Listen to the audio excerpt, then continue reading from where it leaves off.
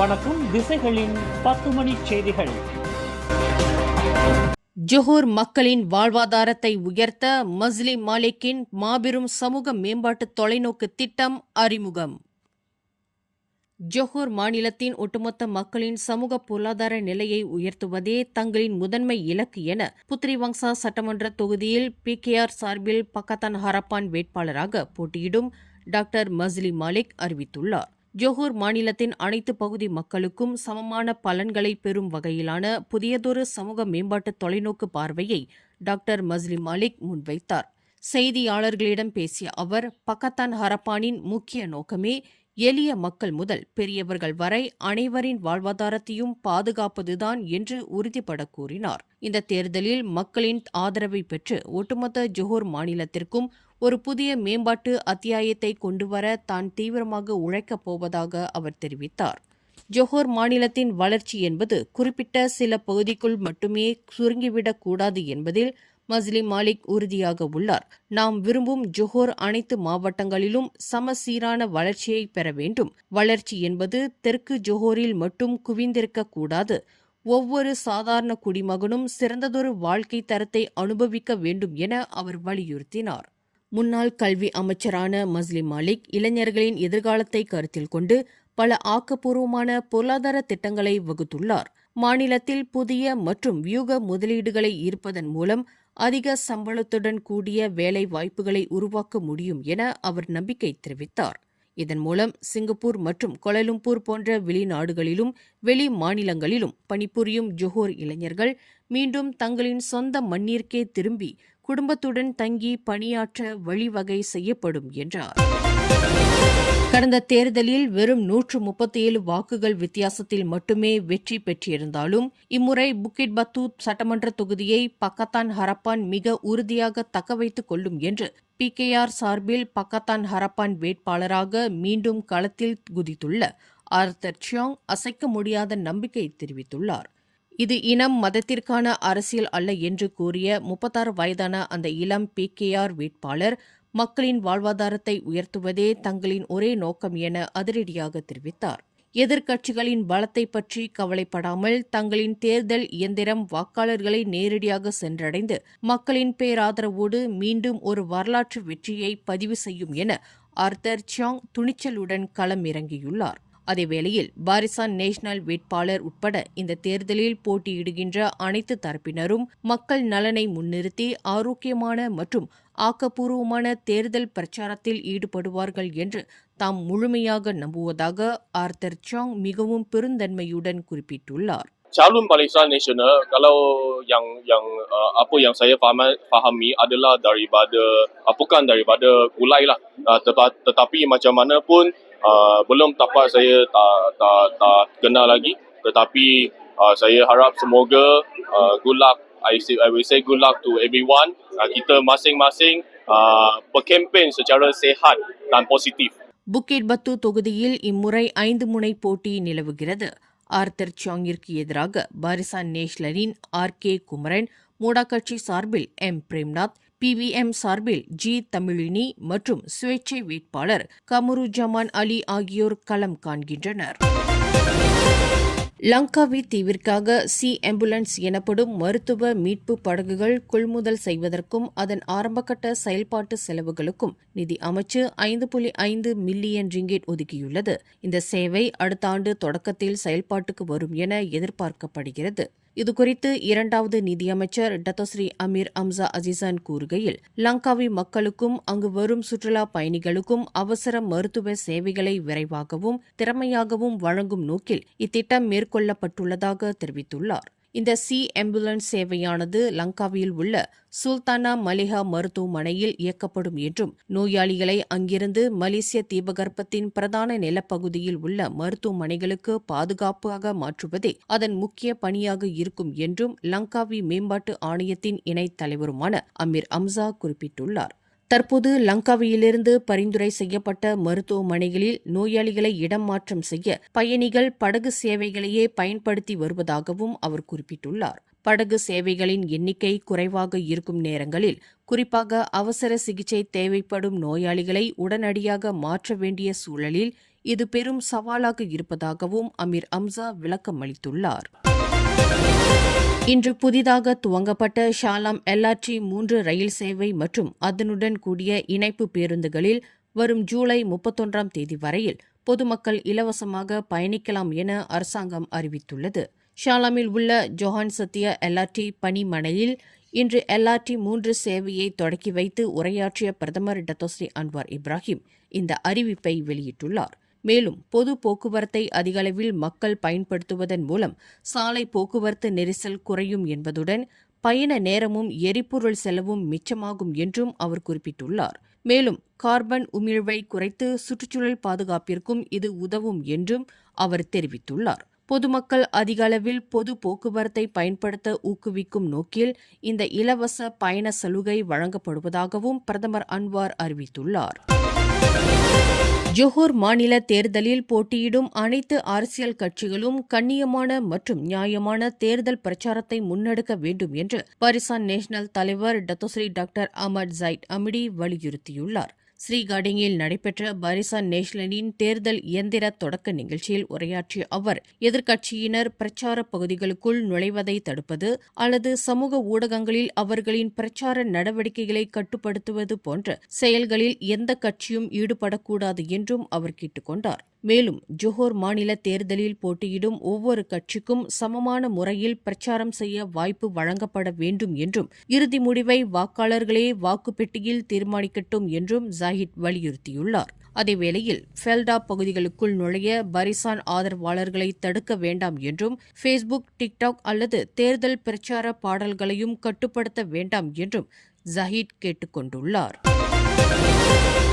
ஜொஹூர் மாநிலம் கோத்தாதிங்கி பகுதியில் உள்ள ஃபெல்டா குகுசான் அடேலா நுழைவாயிலில் பக்கத்தான் ஹராப்பான் கூட்டணியின் கொடி எரிக்கப்பட்ட சம்பவத்திற்கு அக்கூட்டணி கடும் வருத்தம் தெரிவித்துள்ளது. இதுகுறித்து தஞ்சோங் சுராட் தொகுதி பக்கத்தான் ஹராப்பான் வேட்பாளர் ஃபைசுல் அப்துல்கானி கூறுகையில், இன்று அதிகாலை சுமார் 2 மணியளவில் கட்சியின் தளவாட பிரிவு தலைவர் இச்சம்பவத்தை கண்டறிந்ததாக தெரிவித்துள்ளார். இதனையடுத்து தனது பிரதிநிதியான மொஹமட் சாட் சுகாமி போலீசிலும் தேர்தல் ஆணையத்திலும் அதிகாரப்பூர்வ புகார் அளித்துள்ளதாகவும் அவர் குறிப்பிட்டுள்ளார். மேலும் அரசியல் கருத்து வேறுபாடுகளை தூண்டுதல், சேதப்படுத்துதல் அல்லது மேம்பட்ட ஜனநாயக கலாச்சாரத்தை சீர்குலைக்கும் செயல்களாக வெளிப்படுத்தக்கூடாது என அவர் தனது முகநூல் பதிவில் வலியுறுத்தியுள்ளார். இச்சம்பவம் தொடர்பாக போலீசாரும் தேர்தல் ஆணையமும் விசாரணை மேற்கொண்டு வருகின்றனர். ஜொஹோர் மாநிலம் மூவார் பகுதியில் தங்களை விட வயது குறைந்த மாணவர் ஒருவரை தொடர்ந்து துன்புறுத்தி வந்ததுடன் பள்ளியை விட்டு விலகும் நிலைக்கு தள்ளியதாக 17 வயதுடைய 6 மாணவர்களை போலீசார் கைது செய்துள்ளனர். இதுகுறித்து ஜொஹோர் மாநில போலீஸ் தலைவர் டத்தோ அப்துல் ரஹ்மான் அர்ஷாட் வெளியிட்டுள்ள தகவலில், இச்சம்பவம் தொடர்பாக நேற்று சனிக்கிழமை மாலை 5 மணியளவில் போலீசில் புகார் பெறப்பட்டதாக குறிப்பிட்டுள்ளார். அப்புகாரின்படி 14 வயதுடைய அம்மாணவர் மூத்த மாணவர்களால் தாக்கப்பட்டதுடன் அவர்களிடம் பணத்தையும் கட்டாயமாக ஒப்படைக்க வேண்டிய சூழ்நிலைக்கு ஆளானதாக தெரிவித்துள்ளார். மேலும் அந்த மாணவர் மார்பில் குத்தப்பட்டதுடன் தலையால் மோதப்பட்டதால் கண் பகுதியில் காயமடைந்ததாகவும் கூறப்பட்டுள்ளது. இச்சம்பவம் தொடர்பாக போலீசார் சம்பந்தப்பட்ட 6 மாணவர்களையும் கைது செய்து விசாரணை செய்து வருகின்றனர். ரோஹிங்யா சமூகத்தினரின் பிரச்சினைகளுக்கு நிரந்தர தீர்வு காண்பது மாநில அரசின் முக்கிய முன்னுரிமைகளில் ஒன்றாக இருப்பதாக மலாக்கா மாநில முதலமைச்சர் டத்தோஸ்ரீ அப்துல் ரவுஃப் யூசோ தெரிவித்துள்ளார். ரோஹிங்யா குடியேறிகளை சட்டப்பூர்வமாக நடைமுறைகளின் அடிப்படையில் பாதுகாப்பாக வங்காளதேசம், மியான்மர் அல்லது 3வது நாடுகளுக்கு திருப்பி அனுப்பும் நடவடிக்கையில் மாநில அரசாங்கம் கூட்டரசு அரசாங்கத்துடன் நெருக்கமாக இணைந்து செயல்பட்டு வருவதாகவும் அவர் குறிப்பிட்டுள்ளார். அதேவேளையில் இவ்விவகாரங்களில் முழுமையான, இணக்கமான மற்றும் மனிதாபிமான அணுகுமுறையின் அடிப்படையில் தீர்வு காண நடவடிக்கை எடுத்து வருவதாகவும் அப்துல் ரவுஃப் யூசோ தெரிவித்துள்ளார். உள்ளூர் மக்களின் கவலைகளுக்கு தீர்வு காண்பதுடன் சமூக நல்லிணக்கத்தையும் பாதுகாப்பதே மாநில அரசாங்கத்தின் முக்கிய கடமைகளில் ஒன்று என்றும் அவர் விளக்கமளித்துள்ளார். ஜொஹூர் மக்களின் வாழ்வாதாரத்தை உயர்த்த மஸ்லி மாலிக்கின் மாபெரும் சமூக மேம்பாட்டு தொலைநோக்கு திட்டம் அறிமுகம். ஜொஹூர் மாநிலத்தின் ஒட்டுமொத்த மக்களின் சமூக பொருளாதார நிலையை உயர்த்துவதே தங்களின் முதன்மை இலக்கு என புத்ரிவங்சா சட்டமன்ற தொகுதியில் PKR சார்பில் பக்கத்தான் ஹராப்பான் வேட்பாளராக போட்டியிடும் டாக்டர் மஸ்லி மாலிக் அறிவித்துள்ளார். ஜொஹூர் மாநிலத்தின் அனைத்து பகுதி மக்களுக்கும் சமமான பலன்களை பெறும் வகையிலான புதியதொரு சமூக மேம்பாட்டு தொலைநோக்கு பார்வையை டாக்டர் மஸ்லி மாலிக் முன்வைத்தார்.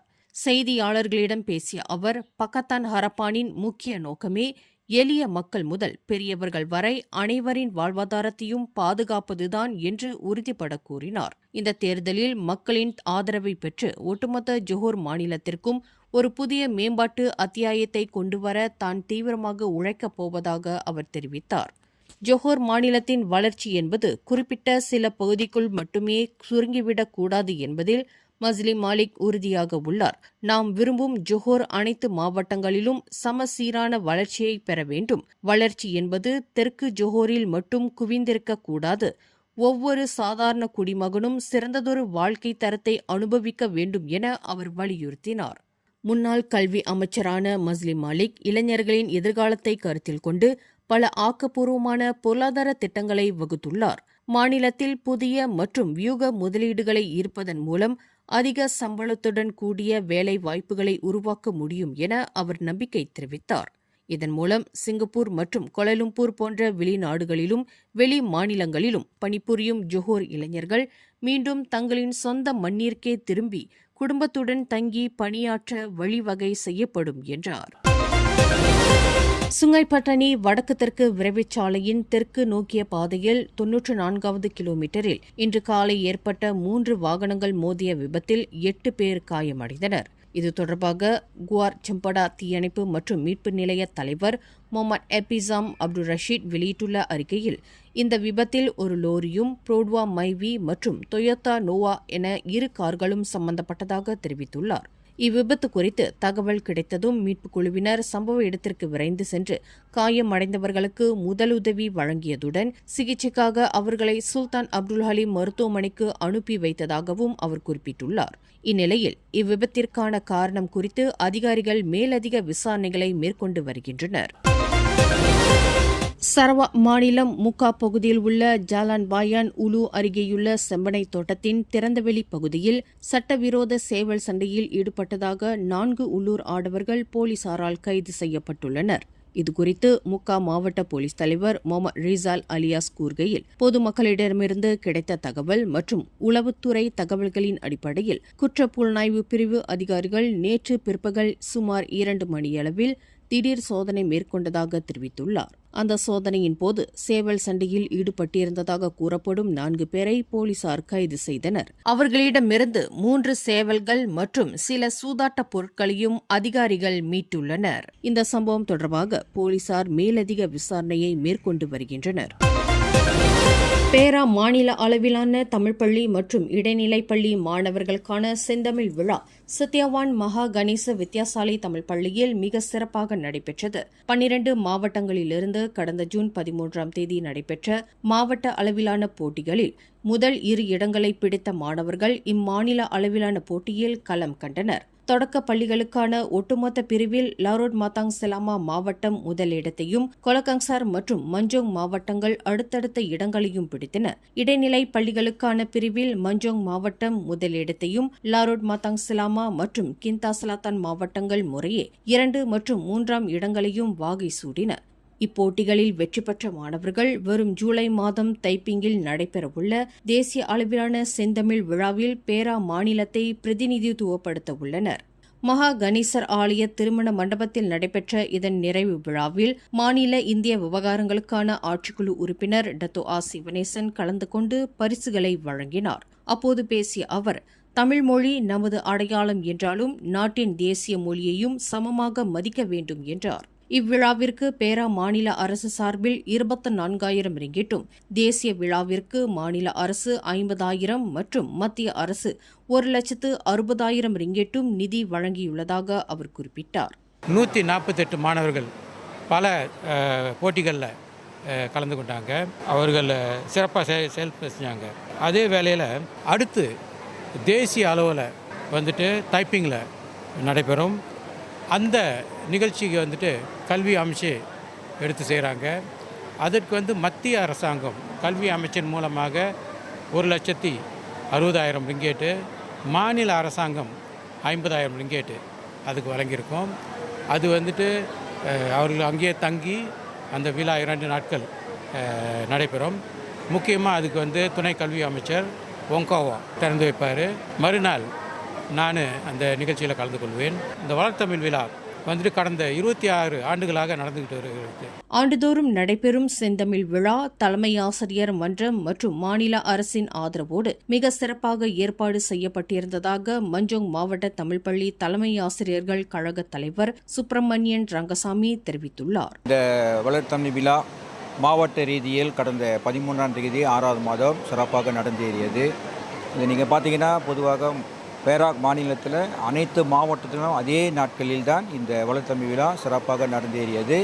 அந்த வளர்த்தமிழில் வெற்றி பெற்ற முதல் நிலை 1, 2 மாணவர்கள் இன்று இந்த பேராக் மாநில அளவில் நடைபெறும் இந்த செந்தமிழ் விழாவில் அந்த மாணவர்கள் 12 மாவட்டத்திலிருந்து கலந்து கொண்டார்கள். அதே வேளையில் இடைநிலைப்பள்ளி மாணவர்களும் ஒருங்கே இணைந்து இந்த செந்தமிழ் விழாவை மிக சிறப்பாக இன்று மஞ்சோங் மாவட்ட மகாகணேசா வித்தியாசாலையில் காலை 8 மணிக்கு துவங்கி ஏறக்குறைய 3 மணி அளவில் நிறைவு பெற்றது. இந்த செந்தமிழ் விழாவில் முதல் நிலையில் தைப்பிங் தேசிய வகை சென்ட் தெரேசா கான்வென்ட் தமிழ் பள்ளி மாணவி தாரணி உதயகுமார் முதல் நிலை பெற்றார். வணக்கம், நான் தாரணி உதயகுமார். நான் சென்ட் தெரேசா கான்வென்ட் தமிழ் பள்ளியில் பயில்கிறேன். நான் முதல் நிலை வெற்றி பெற்றுவதற்கு மிகவும் மகிழ்ச்சி அடைகிறேன். எனக்கு பயிற்றுவித்த ஆசிரியர்களுக்கும் பெற்றோர்களுக்கும் மிகவும் மனமார்ந்த நன்றியை தெரிவித்துக் கொண்டு விடைபெறுகிறேன். நன்றி. திருக்குறள் மனன போட்டியில் பேரா ஆயர்தாவார் தமிழ் பள்ளி மாணவி ஆராதனா ரகுநாதன் முதல் நிலை பெற்றார். என் பேர் ஆராதனா ரகுநாதன். நான் ஆயர்தாவார் தமிழ் பள்ளியிலேருந்து வரேன். நான் இந்த மாதிரி நிறையா போட்டியிலையோ கலந்துருக்கேன். அதே மாதிரி தான் இது ஒரு போட்டி, திருக்குறள் போட்டியில் நான் 1வது எடுத்தேன். அதனால் நான் என் ஆசிரியர்களுக்கோ என்னை ட்ரெயின் பண்ண அம்மா அப்பாவுக்கோ நன்றி சொல்லிக்கிறேன். அடுத்த மாதம் தைப்பிங்கில் நடைபெறவிருக்கும் தேசிய அளவிலான செந்தமிழ் விழாவிற்கு துணை கல்வி அமைச்சரும் தைப்பிங் நாடாளுமன்ற உறுப்பினருமான ஒங்காவோ தலைமை ஏற்பார் என்று எதிர்பார்க்கப்படுகிறது. மேலும் செய்திகளை தெரிந்து கொள்ள கீழே இருக்கும் பெல் பட்டனை அழுத்துங்கள். உங்கள் மகிழ்ச்சியை வெளிப்படுத்த லைக் மற்றும் ஷேர் செய்யுங்கள். தொடர்ந்து திசைகளோடு இணைந்திருக்க சப்ஸ்கிரைப் செய்யுங்கள்.